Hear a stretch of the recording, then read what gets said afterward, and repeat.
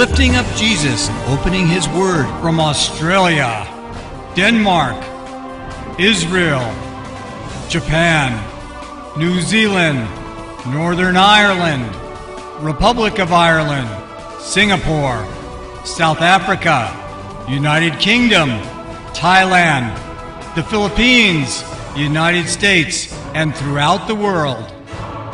You're watching Moriel TV.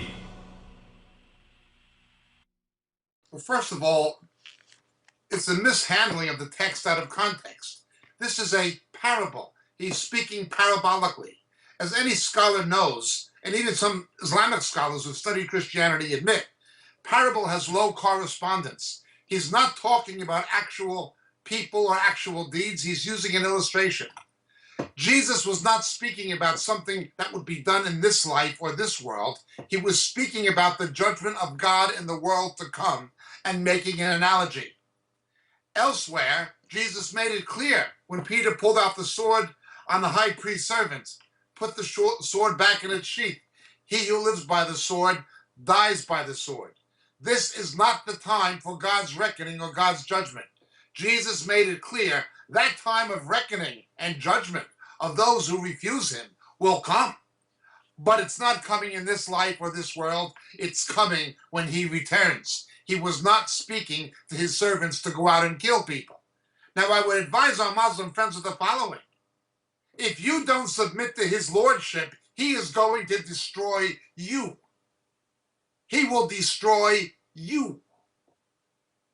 This is your choice. He will destroy you. But he doesn't want to destroy you. He'd rather that you repent and believe in him. Now consider Muhammad. After Muhammad forced his stepson to divorce his wife so Muhammad could take her, take his own son's wife. Allah supposedly told Muhammad not to do this anymore and take no more wives. He was to take no more wives according to the instruction given him by his God Allah. Yet he continued to take wives. This is Muhammad. Muhammad had sinned. Jesus did not. Muhammad cannot save you. Jesus can.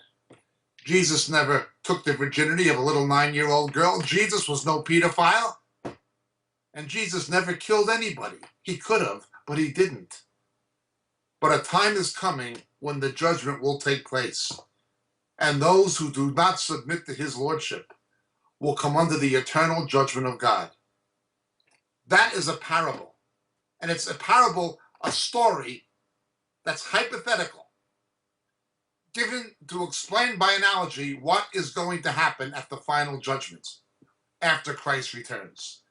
In no way was it an instruction for Christians to go out and kill people. If it were, we'd have to kill Muslims. But we don't do that. The Roman Catholic Crusades did that, and the Muslims do that even to each other. Most jihads are Muslims killing other Muslims.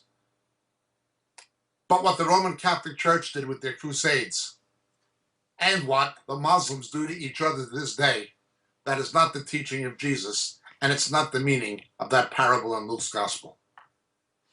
My name is Jacob Prasch. Thank you so much. Ismi Yakub. Salam.